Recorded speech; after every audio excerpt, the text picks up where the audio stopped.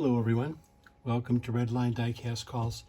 Today I'm going to go over a subject that has come up every once in a while during different topics, redline auctions, trading and selling, trade shows, posts that I see here and there. And I'm not an expert by no means, but I wanted to point out something that I've learned along the way about the Chaparral 2G. This was a redline casting that was released in 1969 as part of the new Grand Prix series. And the real Chaparral 2G was the creation of designer, builder, driver Jim Hall. The 2G was one of an interesting lineage of the Chaparral cars that Hall built and raced in the 1960s at various Can-Am events. The thing I want to talk about in particular is the unique feature of the Hall's cars was the large hydraulic rear spoiler. And that was designed to provide better control through the turns and less drag on the straightaways. So this debuted on the Chaparral 2C and evolved through a number of variations of later cars. The 2G competed in Can-Am races in 1967, 1968, and Jim Hall scored 2 wins. His career ended in November 1967 when the Chaparral 2G he was driving struck the rear of another car and flipped over and pinned him, breaking both of his legs. Really unfortunate. What I want to bring up today is that the plastic spoiler in the rear end, in the rear here, and that is what is a original OG spoiler versus a knockoff or a reproduction, and that really comes down to one of the telltales of the spoiler. Is you see these 2 little round circles right there? You see the plastic that's sort of rough on the very tip of the round circle? That would be original. And also you can tell underneath by looking at the construction of how that spoiler was attached to the plastic.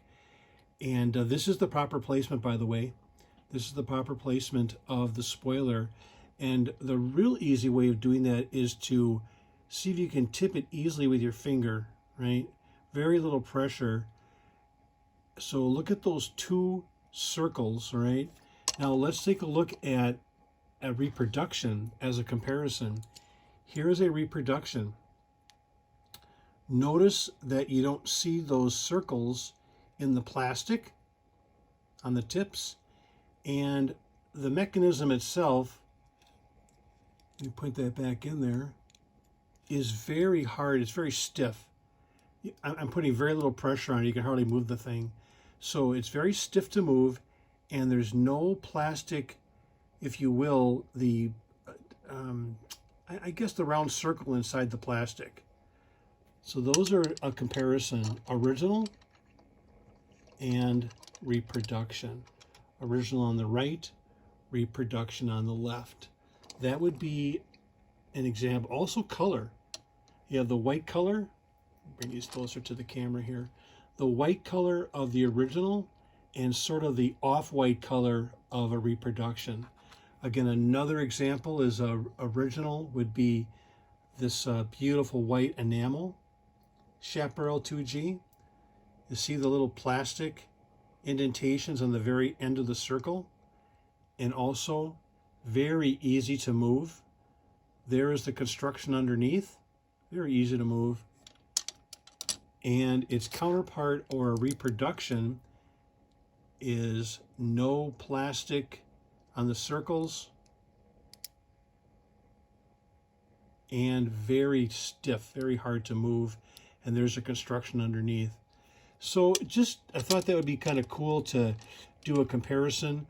The color not all the time is going to be off color. So the original, reproduction. Yeah.